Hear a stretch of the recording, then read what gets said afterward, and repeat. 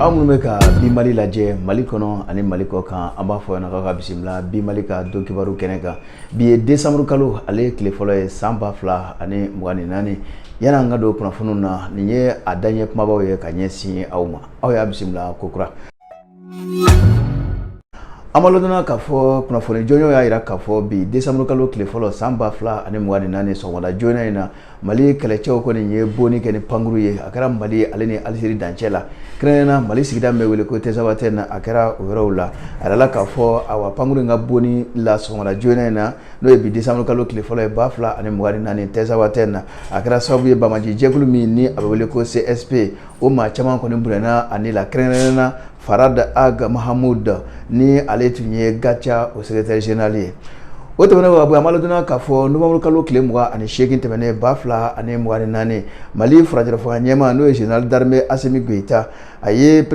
vice premier ministre bime rishi jamana kono no ye Alexandre Novak aye obisimla okofe amaloduna kafo numamu kalo kilemwa ani kono temene samba fla ani mwani nani wala sa ka nyurgu kele anga jamana konana chagada minyesne do obarama no okleye uye jachimna mununge samba fla ani mwani saba ukoni yo sebe konindi Mali frajira fwa nyema mando ye général d'armée ikaro kafo anaka kabinemo uno yenyanye okera numamu kalo temene kilemwa ani duru bafla ani mwani nani otemene ko fa maladuna kafo awa Mali kelecho ukoni ye kelenge mlankura soro no ye droni ye ubami wele ko akensi ikado kafo ningoni ndira agla oye trikuka awa panguru nglalo ndo amaladuna kafo état-major général des armées ko ba dabrajide tloka ko bingali diga libera fatura kasito sabiro vla ani sanfla ko mi metalike wuliga jo chamana panguru fe no droni ye ko kera so madaina awa Mali aleni alsife no droni ye ko kera so madaina awa Mali aleni alsiri danchela krena eteza watena kera so mada jona fe ni ataka laje uye ajira ka fo bamaji jegulu koro bamaji jegulu mbe ni abewele ko CSP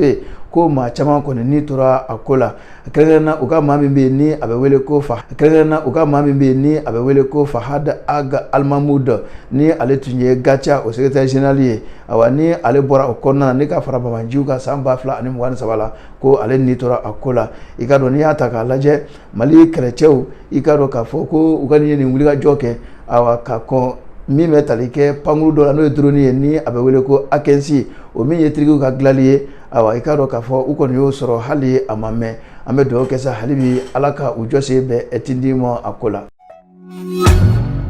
okuna foni kofe inafo anyada aukloka ifrajero fa nyema no ye général d'armée Assimi Goïta ale koni nye awa irishika uruka vice premier ministre ikado kafo uye obisimla mawrete atoye ko Alexandre Novak ikado kafo alebe baranya tamana anga jamana konana wani ma chama konana na nyofe awa tamain kono abisimla la Mali frajero fa nyema fe no ye général d'armée Assimi Goïta ye alala kafo ni ntamai awani makofole mve abedo humu konana oye Mali aleni si jamana uni nyanche biseka do bamano echugomina anika fera utigere njamana fulani nyanche wala sa aywa be ani Kenya ani jidi biseka sabati echugomina njamana saba njamana fula ani nyanche alamsado mi mena nova kalo klemwa ani shege mabafla ani mugani nani Novak aleni jegulu chama jegulu mi ni aywa vice ministre woro obe ala kata hakilina falafaleke be ani Kenya useka temeni nyema oka laje konana ko hakilino bulla feminga odo yele ko yanga jamana kono kata se soko kiwaro ma ani seneko udasira ni blajerema oya ira ka fo Novak no irishika ka vice premier ministre ay ira ka fo ni alasona irishibe ni chesri chugo blajerela ka fera utige ni hakilina fole olubse akena fasoro srayo chugo mina ni jamana fla ani nyanche amedo ke Mali aleni jamana nyanche alaka akodo bamana Nambora ye amala duna kafo juma temene numaru kalo kile muga ani korondo bafla ani mugani nani mime talike chagada minyesne ro nyuru kele ma nama wele ko okleya ore jachimla minge samba fla ani mugani saba konnana no ye ka rapport ye uyodi Mali frajira fa nyema ma ikado kafo no ye son excellence général d'armée Assimi Goïta abara numbela jede kara fama re dagaro no ye palais e kuluba konnana ala k'a fɔ n'i y'a ta k'a lajɛ ni lajɛ in kɔnɔna na maa caman tun bɛ a kɛnɛ kan min bɛ tali kɛ Mali premier ministre ale tun bɛ ka taa se ayiwa conseil national de transition o ɲɛma tun bɛ ka taa se gouvernement maa caman olu tun bɛ a ko kɔnɔna na ani OCLE yɛrɛ maa ɲɛmaw olu bɛɛ lajɛlen tun bɛ ayiwa ni rapport yɛrɛ dili sen bɛ jamana ɲɛmaa ma office central de lutte contre l'enrichissement illicite i k'a dɔn ayiwa u ka rapport k'a di général d'armée Assimi Goïta wulikajɔ n'o ye jamana ɲɛmaa a y'a jira k'a fɔ k'u bɛna wulikajɔw kɔni kɛ walasa maa k'i yɛrɛ kɛ maa ye foroba nafolo la o baaraw bɛ se ka kɛlɛ cogo min na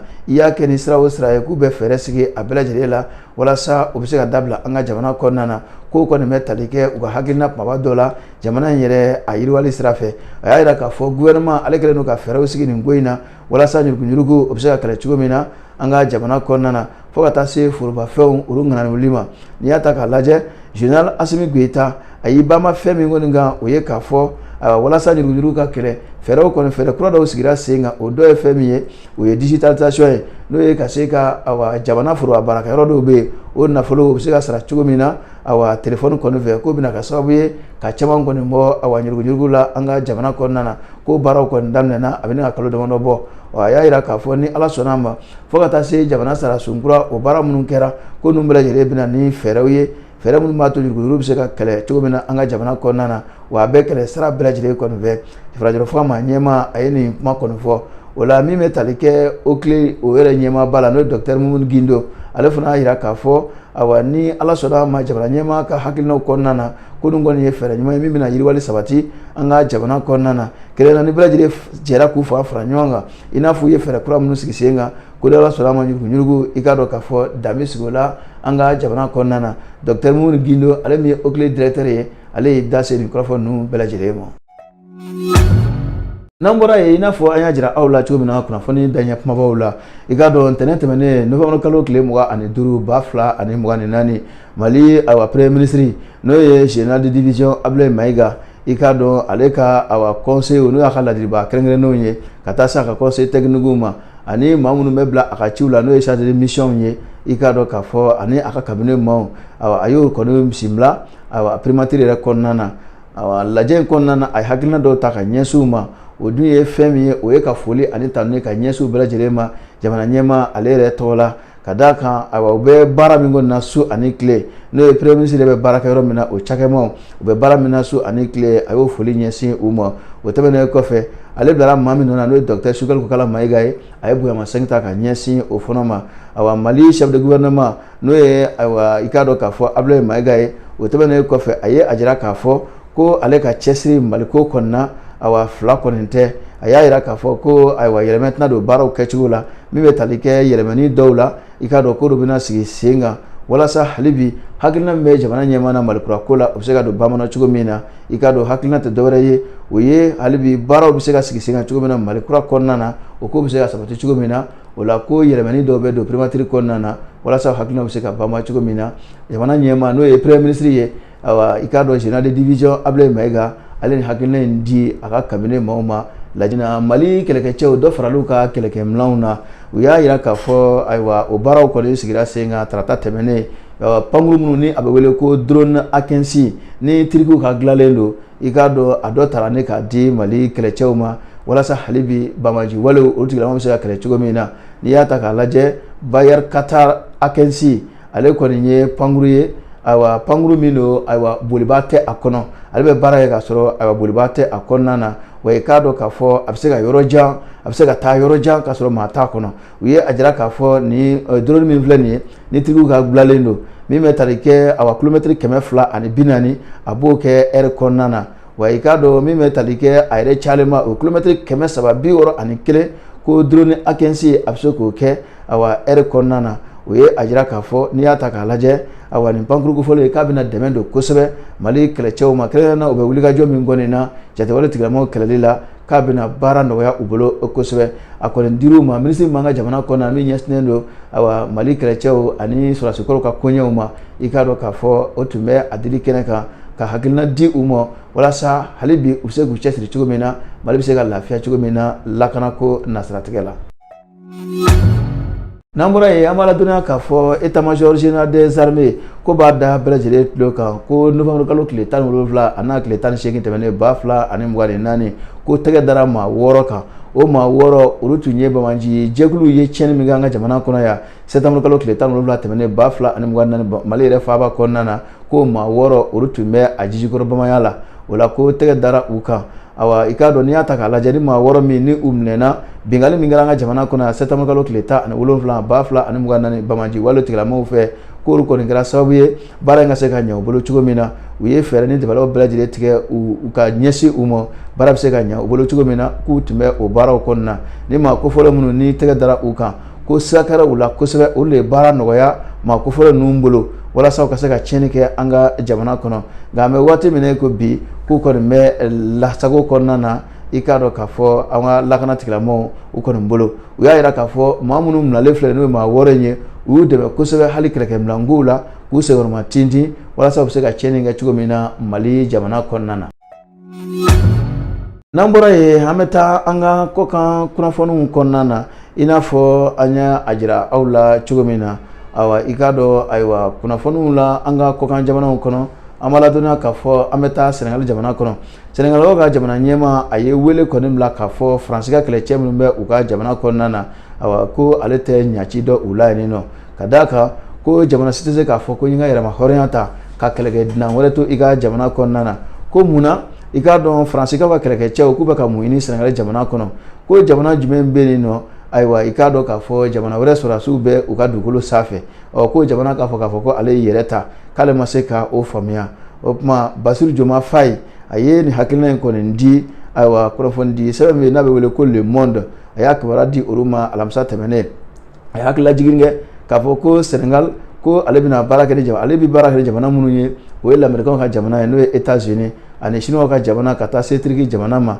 i k'a dɔn n'olu bɛ baara la nka olu ka jamanaw i k'a dɔn k'olu ka sɔrɔdasiw dagalen tɛ Senegal dugukolo kan awa ko ale yɛrɛ bolo munna Faransikɛw ka sɔrɔdasiw bɛ mun ɲini Senegal dugukolo kan i k'a dɔn k'a fɔ ko o n'a ta bɛɛ lajɛlen olu kɔni b'a ɲini cogo bɛɛ lajɛlen la ayiwa Faransi sɔrɔdasiw u bɛ se ka bɔ cogo min na Senegal kɔnɔna na ko Faransi sɔrɔdasi min bɛ Senegal dugukolo kan bi a bɛ taa kɛlɛ cɛ o n'a ta bɛɛ lajɛlen a y'a jira k'a fɔ ko Senegal ni Faransi cɛ ko baasima foyi t'u ni ɲɔgɔn cɛ awa u ni ɲɔgɔn cɛ la o don kelen na min bɛnna novembre kalo tile 28 ma 2024 Dakar o min ye Senegal faaba ye u kɔni ye dan sigi i k'a dɔn k'a fɔ lakanako u ni Faransi jamana ni ɲɔgɔn cɛ u ye dan sigi o ko la ne ka bolonɔ bila o sɛbɛn la Faransi jamana ani Senegal jamana ni ɲɔgɔn cɛ sɛngɛra kan ka baaraw jate minɛ septembre kalo tile 5 san 2019 o waatiw la. O waati kelen la an ma da kulon k'a fɔ n'an bɔra Senegal jamana kɔnɔ an bɛ taa Tchad jamana kɔnɔna na awa Tchad fana o jamana kɔnɔna na olu fana ye dan sigi u ni Faransi ni ɲɔgɔn cɛ o kɛlɛkɛcɛ kow la u ka jamana ɲɛma i k'a dɔn ale fana ye dan sigi o la jɔkun tɛmɛnen ni Ala sɔnna ma don nataw kɔnɔna na an na don o kɔnɔna na k'o bɛɛ lajɛlen walawala. Walasa ka bɔ kunnafoniw kɔnɔna na an b'a kunjɛ ni Libéria jamana ye an b'a ladɔnniya k'a fɔ Libéria jamana kɔnɔna na olu ka Bamanji jɛkulu ɲɛmaa n'o ye Prince Johnson ko ale kɔni fatura ni maa kofɔlen ko a kɛra sababu ye jadiba min kɛra Libéria jamana kɔnɔ n'a kɛra sababu ye ka maa caman bonɛ a ni la min kɛra san 1989 ani san 2003 la maa kofɔlen n'o ye Prince Johnson ko a fatura a kɛra alamisa tɛmɛnen novembre kalo tile 28 2024 a kɛra Monrovia ka sito 70 ani san 2 i k'a dɔn ni kibaruya in dira kunnafoni sɛbɛn min ni a bɛ wele ko AFP n'o ye Agence France Presse ye awa i k'a dɔn o ɲɛmaa dɔ kɔni ye a hakilina kɔni di Prince Johnson a ye awa ja dɔ kɔni yira Samuel Doe san 2000 ani san 1990 waatiw la i k'a dɔn k'a fɔ ale fana tun ye a jɔyɔrɔ tun ka bon kosɛbɛ Libéria jamana kɔnɔna na an bɛ dugawu kɛ Prince Johnson ye Ala ka a dayɔrɔ suma. Ayiwa nin bɛ dan sigi bi Mali ale ka bi don kibaruyaw la min lasera aw ma aw degana balimakɛ Bakari Kulubali fɛ bi ye décembre kalo tile fɔlɔ ye san 2023 an ka foli waliman dɔ bɛ aw ye aw minnu ye bi Mali sugandi ka k'aw ka kunnafoni sira ye ayiwa i k'a dɔn k'a fɔ an b'a ɲini aw fɛ n'a ye kunnafoni in lajɛ k'a lamɛn aw bɛ se k'a ɲama ni k'a yɛrɛkɛ a ka hakilinaw fana di walasa hali bi aw bɛ se k'a sago sɔrɔ cogo min na kunnafoniko la Mali kɔnɔ ani Mali kɔ kan aw ni ce aw ka ɲɛmada la aw k'an bɛn waati wɛrɛ.